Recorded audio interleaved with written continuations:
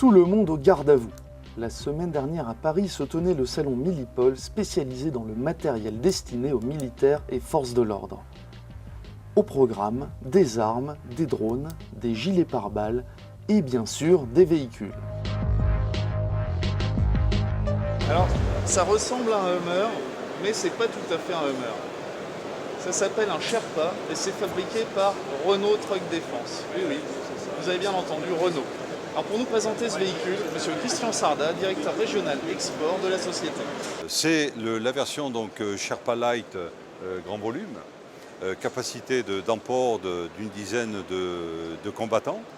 Motorisation donc Renault, moteur 4 cylindres, 5 litres, 215 chevaux, mais un couple donc énorme, 800 Nm donc associé à une boîte de vitesse automatique, d'accord, pour un poids de 9 tonnes.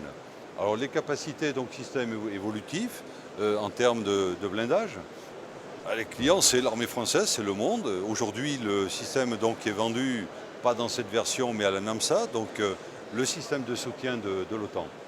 Vous pouvez vous offrir un Sherpa, beaucoup d'argent pas forcément, il n'est pas donné, c'est pas le prix d'une Twingo certes.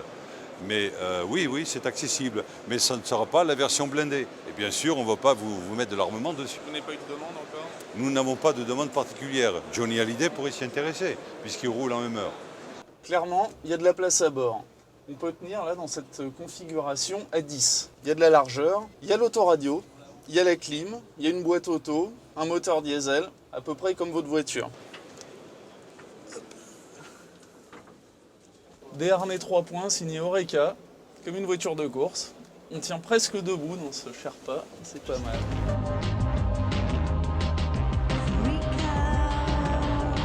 C'est la surprise du salon, une Ford Focus pour les gendarmes?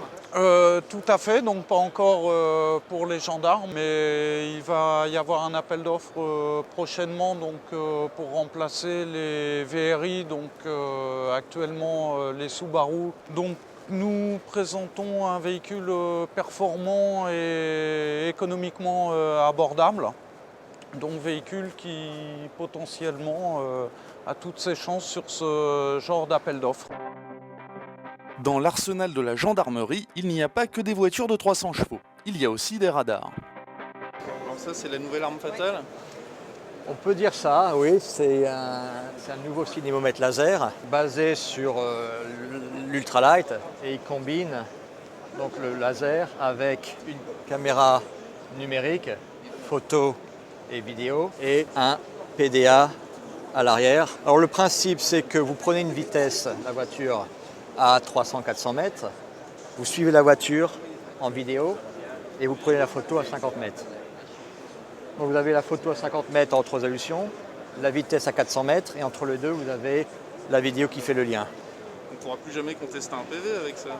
Voilà, bah oui, là vous avez donc la preuve par l'image que c'est bien vous qui avez été flashé entre guillemets et légalement possible donc puisque le fichier est sauvegardé sur une carte SD, l'opérateur n'a pas besoin d'arrêter le véhicule.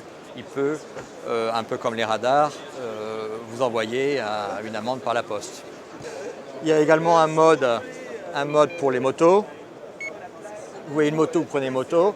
Là également, vous prenez donc la vitesse à 300-400 mètres, vous suivez la moto et dans ce cas-là, au lieu de prendre la photo à 50 mètres, vous laissez la moto vous dépasser et vous la suivez, vous prenez la plaque, la photo par l'arrière. Et dernière petite nouveauté, possibilité de prendre les interdistances. Deux voitures, vous êtes sur autoroute, sur un pont, vous voyez deux voitures qui se suivent de trop près.